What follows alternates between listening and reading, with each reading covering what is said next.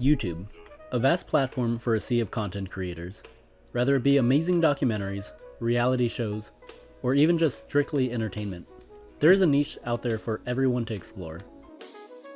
Some content nowadays, though, focuses heavily on what I would describe as yellow journalism, a type of media I overwhelmingly dislike due to the inherent push to ignore facts in favor of clicks and awareness, regardless of the evidence or lack thereof.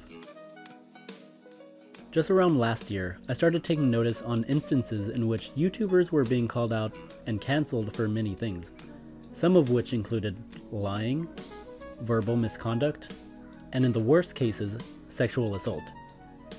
Now, while there are various instances of content creators being found out to be horrible people and ultimately jailed for their misdeeds, there are also a few that I took notice of that, after coming out with their side of the story, seem to still get punished heavily, regardless of taking accountability for what they are at fault for, and regardless of what they cleared up via missing context. Two of these content creators I will be discussing today were not perpetrators of any sexual assault, though still got put front and center in a controversy regarding such allegations. They are none other than the comedy duo and NASCAR enthusiasts, Matt and Ryan of SuperMega. I'm wearing my Simpson shirt. Now, I followed SuperMega in the early days of Game Grumps around 2016, and in watching them, SuperMega would subconsciously grab my attention due to the unique style of editing and humor they had. Matt and Ryan, I swear to God, it's because I never fight back that they're just like, cool, let's go ham. We're doing one of their like podcasty things, and they said I was a member of the Oath Keepers. What? What is that? I believe it's a Nazi organization. I'm not even entirely sure. But in any case, I was Jesus. like, there they are, up to their old shenanigans. When I found out they had a channel of their own, I soon caught up with all the relevant details and became a huge fan of their style of content, especially their podcast. Saying shit about other YouTubers, but just being like vague and not saying enough where people's imaginations can run wild. Yeah. And start just conspiracy theories. You give them a They're fork talking in about the Ted. road. No, they're talking about Schlatt. Exactly. You give them a fork in the road. And then we're like, we didn't say any. Like, we didn't call anyone out. We just were very vague with our drama. One of the Game Grumps is a member of the Oath Keepers, but I won't. We already know who that is. I don't want to. Stanny. Yeah. Sorry, I have to Stanny. If you want to know about their history in a clearer, more whole picture, I would highly recommend 1C2's SuperMega, a history video. It highlights the very beginning of Format 64 to Rhino Hazard, and even some obscure works like the short-lived A Talking Show. And of course, everyone's favorite. We're just blonde boys doing what blonde boys do. Bleached hair, fair skin makes the ladies swoon. Now, their content creation journey seemed to be going very well, and some of their highlights for me were definitely the live action and skits they grew up doing, similar to the Kids with Problems channel.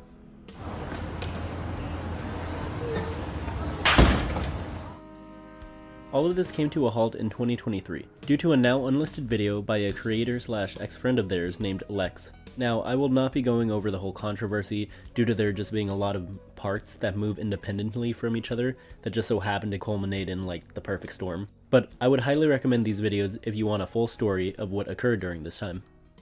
To summarize in my own words, Matt and Ryan got into hot water regarding an alleged sexual assault that occurred between their editor Don and their at-the-time friend Lex.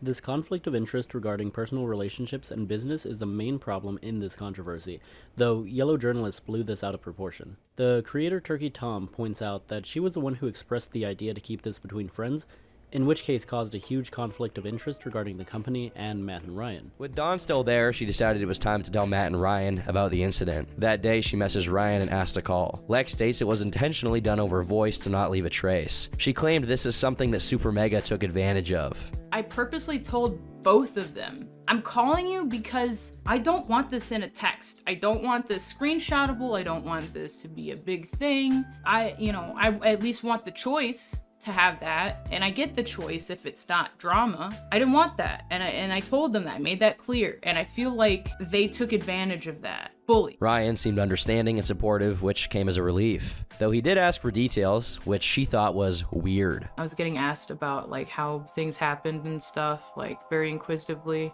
when I was on the phone with Ryan, and that was the one thing that I thought was weird because if I believed someone, I wouldn't be asking that many questions. I'd just be like, you know, I don't need graphic detail. It was a little weird. Though I think Unpoetic Justice does an excellent job at explaining that while the situation was between Lex and Dawn, they definitely were guilty of not handling the situation more appropriately and using resources they do have as a business. But I can't help but think that if you are a person who extended Lex some of the benefit of the doubt for her bringing up things that were truly irrelevant to her situation with Dawn or SuperMega, then you can also probably be a person who extends some type of grace to Matt and Ryan. And by grace, I just mean not running a full-fledged hate campaign against them. Because here's the thing, I don't necessarily believe they are innocent of all deeds, nor are they particularly victims. The thing that I think that they misstepped on the most outside of their apparent disregard towards Lex was not leveraging the resources they had available to them to figure out the best solution for both themselves, Lex, and their businesses. Now, regardless of what you think, and trust me, I'm not a gatekeeper of opinions, there was an obvious lack of professionalism and experience when it came to this very serious situation. And while the news was fresh, the yellow journalist did not help at all, and even shifted focus away from the assault to forming a hate mob against SuperMega. So I know I've been throwing around the term yellow journalism a lot, but according to Wikipedia, it's associated with newspapers or press that present little or no legitimate, well-researched news, and instead focuses on eye-catching headlines for increased sales. Sound familiar? Now, of course, it's not to say that these journalists cannot get better at reporting news and drama, it's just that their track record is truly questionable, to say the least. I mean, instead of spreading claims that are relatively or fully unsubstantiated, they could have been proposing ways in which this could have been prevented. Maybe SuperMega just needed a better business model to keep up with the size of this one small channel that grew into a larger, more project-focused business. Think of Game Grumps, Game Theory, and of course Smosh. Or maybe it was just the inexperience with compartmentalization between personal, interpersonal, and business relationships. Did they lack in HR? Maybe the use of more experienced individuals could have gone a long way in knowing what to do when situations like those arise. Regardless of what was and was not true though, they took a year-long break from the channel to focus on direction and figuring out what their next steps should be for the future of the company. As more videos came out discussing the controversy online, it seemed like all the dirt started to settle at the bottom, and eventually the audience involved in the drama were able to see more clearly as to what actually occurred during the time, with screenshots, less sensational news coverage, and even timelines. Fans and critics alike could agree that, while they were not the main issue in this controversy, they still had some things to address and fix going forward regarding their growing company and personal relationships. So with bated breath, the community waited for any sign of them coming back.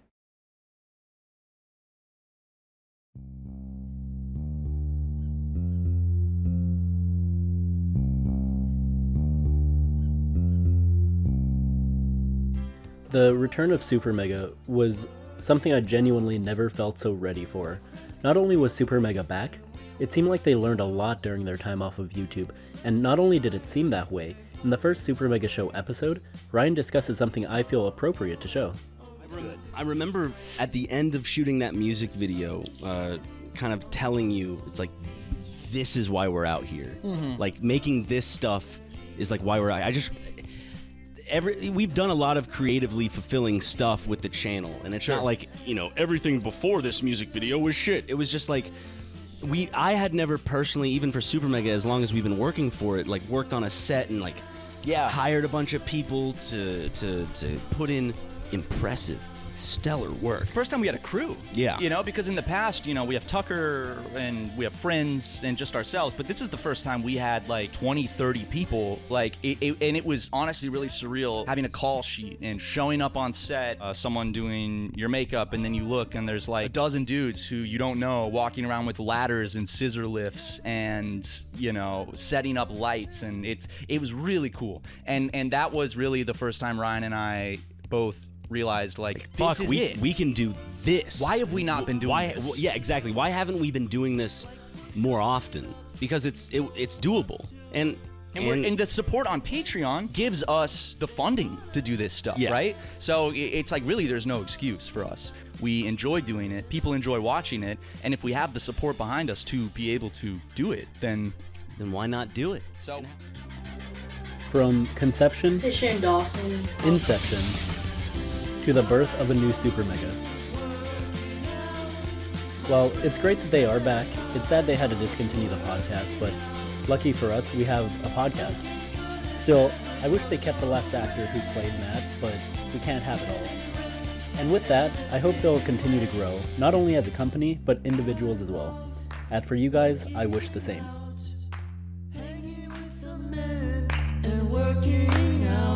And thank you for watching.